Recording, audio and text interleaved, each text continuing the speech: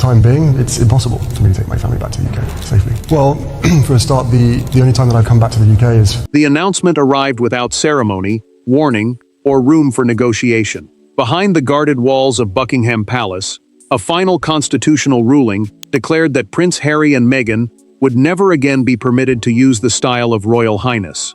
The decision was presented not as punishment, but as the unavoidable enforcement of the 1917 letters patent. Yet beneath that cold legal language stood a wounded family, a furious prince, and a monarch carrying the weight of an irreversible choice. Before we go deeper into what this really means for the royal family, make sure to subscribe so you don't miss a single update. Charles stared at the document and understood that silence would no longer protect anyone. The 1917 letters patent, a royal order used to define who may hold princely status and royal styles, had become the foundation of a break. Buckingham Palace confirmed that Harry and Meghan had lost the right to use HRH forever.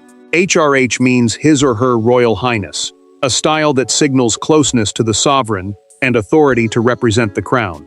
The king read the last paragraph twice. He removed his glasses, placed them beside the file, and said nothing. That movement carried the weight of a father admitting that duty had defeated hope. The ruling did not remove Harry from the line of succession, the legal order deciding who may inherit the throne, nor erase his dukedom. It struck at something more personal, the identity he had carried since birth. Harry received the call in California, moments before the palace released the statement. His face tightened when the voice used the word permanent. Meghan watched him grip the back of a chair, then asked whether Charles had spoken directly. He shook his head. She understood this was not a warning, a negotiation, or another temporary restriction. The door had closed before they were invited to answer. Palace officials had prepared the language days earlier, yet only 3 people knew the release time. That secrecy mattered. Charles feared a leak, pressure, or one final intervention that might weaken his resolve. Attached to the file was a sealed constitutional opinion, a private legal interpretation explaining that leaving royal service, while continuing to benefit commercially from royal identity, had activated powers the palace had avoided using for years. William had pushed for clarity. The prince believed uncertainty was harming the monarchy more than open conflict. He warned his father that every delay made the crown appear divided, and every exception created a second center of royal influence abroad. The public saw a legal declaration. The family saw something darker. Names, memories, broken promises, and wounds no constitutional language could conceal. Before the titles, the interviews, and the statements, there had been a father and 2 sons standing beneath the same future. That future was now broken into opposing worlds. Harry saw the ruling as the final rejection of his place within the family. Meghan saw it as proof that the institution would never forgive their departure. Charles and William, however, believed the monarchy could no longer survive while private relationships and public authority remained dangerously entangled. Harry had carried the HRH style from birth through childhood, military service, marriage, and his years as a working royal. HRH means His Royal Highness, a formal style showing a person's close place beside the sovereign and their ability to represent the crown. Losing it did more than alter wording. It turned an identity inherited at birth into something the monarchy had deliberately withdrawn. Meghan had entered that world through marriage, and briefly served on its most visible stage. As Duchess of Sussex, a title linked to her husband's dukedom, she still held a public connection to the royal family. Yet the new ruling separated that identity from active authority. She could remain famous, influential, and globally recognized, but she could no longer be presented as speaking for the sovereign. Meghan waited until the call ended before asking the question that mattered most. Had Charles spoken as a father or as king? Harry answered that an intermediary had delivered the message. She lowered her voice and said the method told them everything. He looked away, because he knew she was right. A father might have explained. A monarch had issued terms. William carried a different wound. He remembered negotiations, in which Harry had promised that royal status would never be used to create a competing court abroad. The prince did not see the decision as revenge. He saw it as the final response to trust stretched beyond repair. Yet Catherine urged him to control his anger. In a quiet conversation, she warned that every constitutional phrase would still sound to Harry like the voice of his brother. Charles hesitated until the final hour. The king asked whether one last private call could stop the announcement, but palace officials warned that delay would deepen confusion over who truly represented the monarchy. He understood that uncertainty could damage the crown, yet certainty might destroy what remained of his family. The conflict had not begun with the final document. Palace records pointed to one ceremonial incident, one public use of royal symbolism, and one moment when private identity crossed into royal authority. To understand why permanence defeated reconciliation, the story had to return to the moment the palace could no longer ignore. The final ruling did not begin in a courtroom, a cabinet meeting, or an angry family argument. It began at a polished charity ceremony, where every gesture appeared harmless. Harry and Meghan entered as private citizens, yet the program described them in language reserved for active representatives of the sovereign. A royal crest appeared above the stage. The audience rose as though greeting official delegates. In London, one photograph reached the palace and changed the entire calculation. Harry had stepped away from official duty, but he had never stopped carrying the weight of royal identity. The agreement surrounding HRH, the style meaning his or her Royal Highness, depended on restraint rather than a complete legal break. He and Meghan remained connected to the family, yet neither was supposed to use that status in public or commercial work. That fragile balance mattered, because one blurred appearance could make private influence look like official authority. Each earlier incident had seemed survivable, but together, they suggested a rival court was forming entirely beyond the palace's reach and discipline. Meghan understood the danger before the event began. At the fictional Commonwealth Futures Gala in New York, her team questioned a printed line describing the couple as their Royal Highnesses representing a modern global crown. The email was documented in the event file, but no final instruction ordered the organizers to remove it. Harry noticed the wording before walking on stage. He paused, read it again, and chose not to stop the ceremony. The following morning, William received a photograph showing the royal cipher behind the couple. A royal cipher is the monarch's personal emblem, used to signal direct connection to the crown. The prince carried the image into Charles's office, placed it on the desk and said, "This is no longer confusion. Someone is benefiting from the confusion." The king looked at the photograph, then at his son, and understood why the moment felt different. Charles approved one final private warning. The message demanded written assurance that royal styles and symbols would never again appear beside unofficial activity. Harry's documented response defended his right to acknowledge the identity into which he had been born. Meghan supported that position, arguing that recognition of their history did not equal representation of the sovereign. The answer hardened William's resolve. He told his father that speeches, branding, and ceremony had begun to resemble a parallel royal platform, and every delay made the crown look weaker. Charles resisted, but the prince demanded a face-to-face meeting with Harry. The crisis had begun with words printed on a program. It would reach its emotional peak in a room where two brothers could no longer hide behind advisors. There were no cameras, secretaries, or communications teams inside the room. Only William, Harry, and the history neither man could escape. The future king arrived carrying the gala program folded beneath his arm. His younger brother entered expecting a negotiation. Instead, he found the evidence placed between them like an accusation. For several seconds, neither spoke. Then William asked one question. Did Harry still accept that the crown had the right to define who represented it? Charles had authorized the meeting at Clarence House as a last chance to prevent constitutional action. Clarence House is the king's residence, a royal home used for family discussions. The monarch hoped the brothers could produce a written agreement before the dispute became law. Harry rejected palace lawyers. William dismissed his secretary. With no aides present, neither man could hide behind procedure. William slid the gala booklet across the table and asked why the wording had not been corrected. The prince kept his voice low, making the accusation sharper. Harry answered that he would not apologize every time someone acknowledged the position into which he had been born. He said the palace treated his identity like property that could be lent, limited, or taken away whenever it became inconvenient. Harry leaned forward and accused his brother of demanding obedience, while calling it constitutional clarity. The Duke argued that permissions, restrictions, and punishments had replaced honest conversation between them.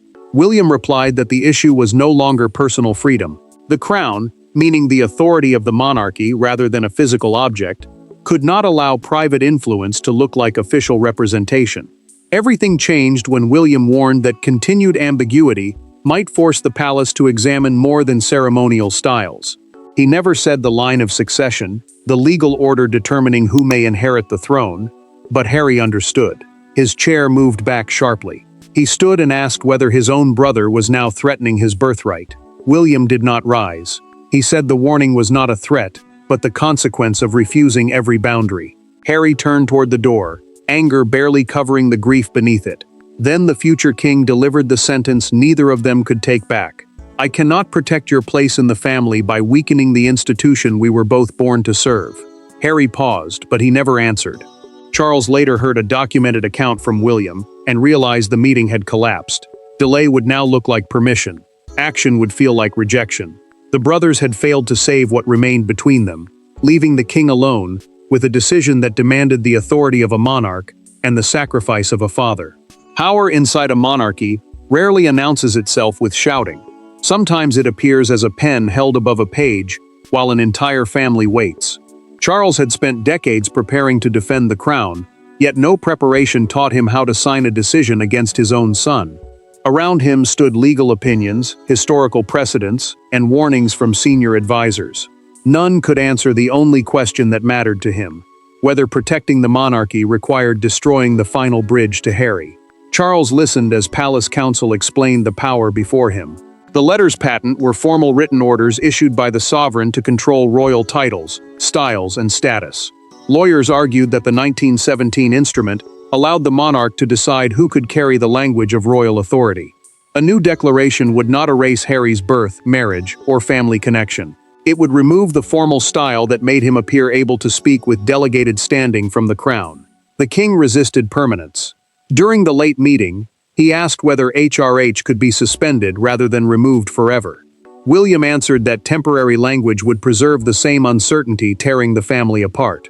The prince reminded his father that every exception invited another dispute, another headline, and another challenge over who truly represented the monarchy. Camilla remained after the advisors left. Queen Camilla watched Charles hold the unsigned page and admitted nothing until he finally spoke. He said every legal argument still sounded like a father closing the door on his child. She answered that refusing to decide would not save Harry. It would only force William to inherit the crisis, along with the anger, confusion, and suspicion surrounding it. Charles lowered the pen, then stopped. Before signing, the monarch added a handwritten condition. The announcement must not attack Harry's military service, his children, or his personal place within the family. The order could be final without becoming cruel. That distinction mattered because he wanted the institution protected, not his son humiliated. William received the approved file through a documented palace briefing. The future king closed the folder and said, "Then we must carry the responsibility for it." He did not smile. He did not celebrate.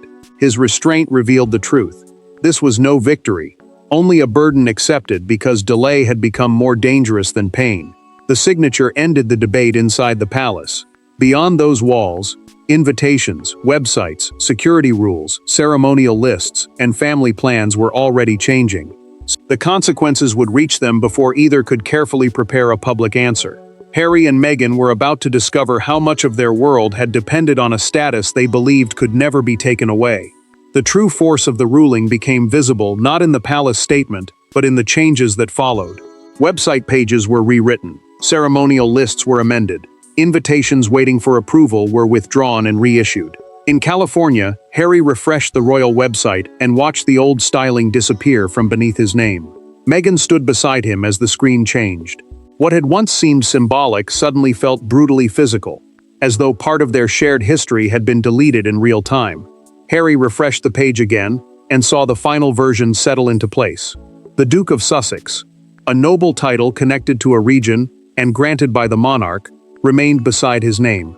HRH did not. That difference mattered because the title preserved family rank, while the missing style removed any suggestion that he could act with authority from the sovereign. Meghan kept her Duchess title too, yet the same boundary now surrounded her. The palace moved with unsettling speed. Officials removed old references from current biographies, ceremonial guides, seating plans, and official correspondence templates. Each change proved the ruling had been prepared long before the public announcement. Harry stared at the screen and said the monarchy had reduced his life to an editable line of text. He refreshed it once more, almost as if the lost words might return. Meghan told him not to let the removal define them. She spoke firmly, but her control slipped when she opened her own biography and saw the same revision. The Duchess closed the laptop harder than she intended, turned away, and walked into the next room before he could see her eyes fill. Her anger protected the grief, but only barely. Another consequence arrived within the hour. A European foundation withdrew a ceremonial invitation, built around the couple's former royal styling. Its chairman explained in a private recorded call that the event could not appear to challenge Charles's newly confirmed authority. The cancellation was polite, immediate, and humiliating. Harry began drafting a public attack. He accused the palace of constitutional cruelty, personal retaliation, and rewriting history to punish independence. Meghan read every line without interrupting. Then she asked whether publishing it would restore anything, or merely prove the king's argument that conflict would never end, while royal identity remained contested. Silence changed the room. She asked the staff to leave, closed the door, and told Harry they needed to speak without cameras, lawyers, or advisors. Neither knew that this conversation would change the response the palace expected from them. For the first time since the announcement, the couple stopped preparing to fight the monarchy and began confronting what the fight had already cost them. That night, the argument moved away from constitutions and titles.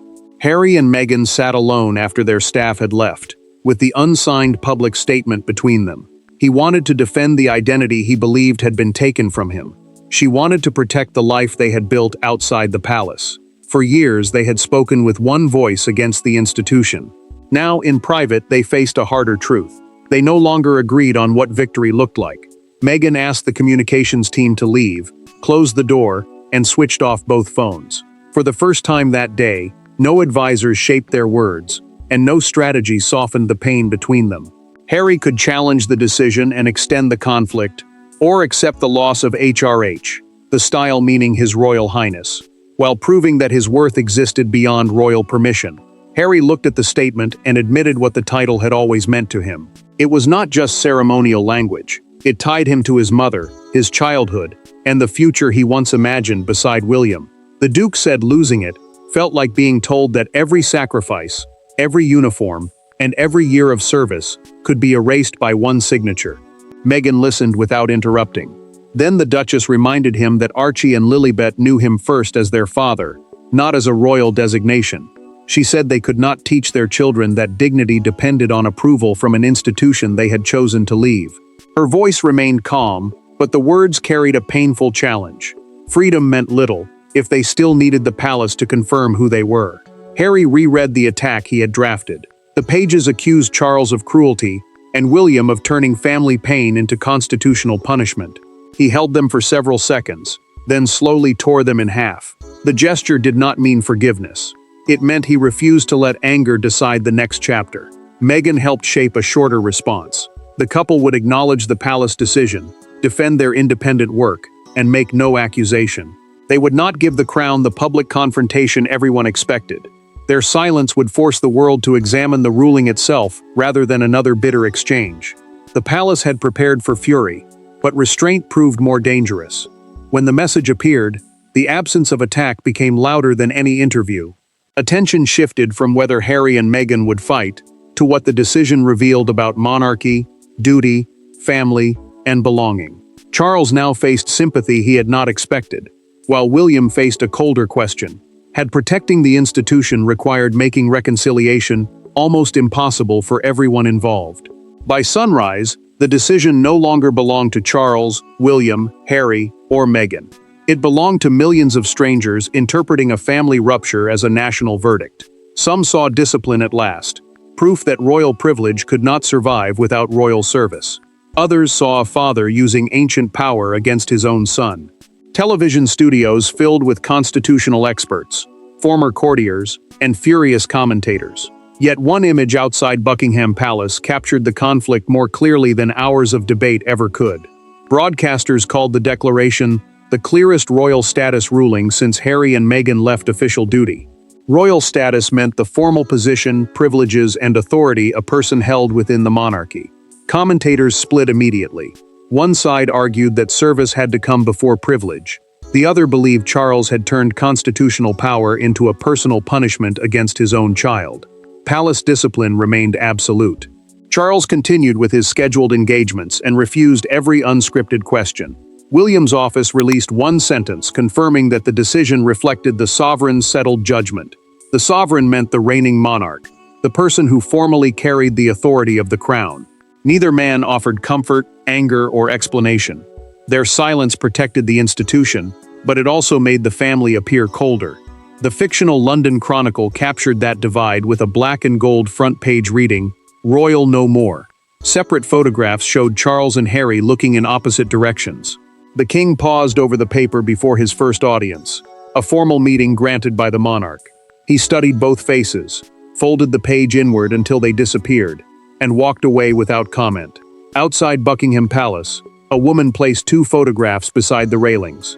One showed Diana holding William, the other showed her with Harry. She told a recorded television interview that the monarchy had protected the crown but failed the brothers. Her words traveled quickly, because they gave the debate a human shape no legal expert could dismiss.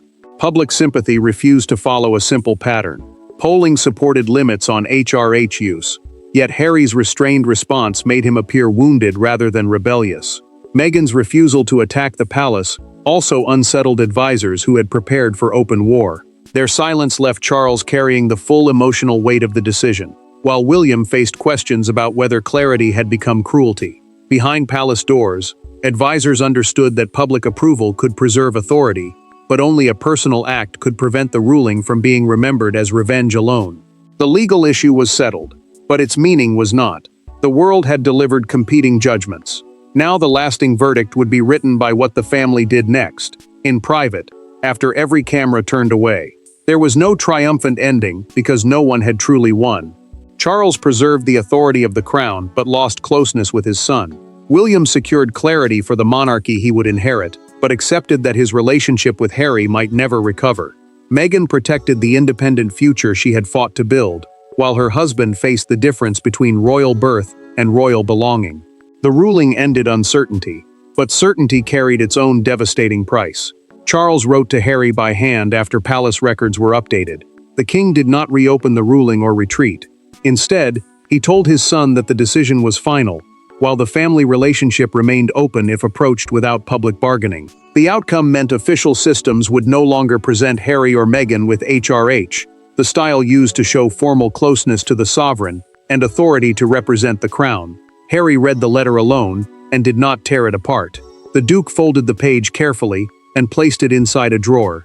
He offered no immediate reply, yet preserving the message revealed that anger had not destroyed every path back to his father. The silence between them remained painful, but it was no longer empty. William spoke privately with Catherine after the announcement settled.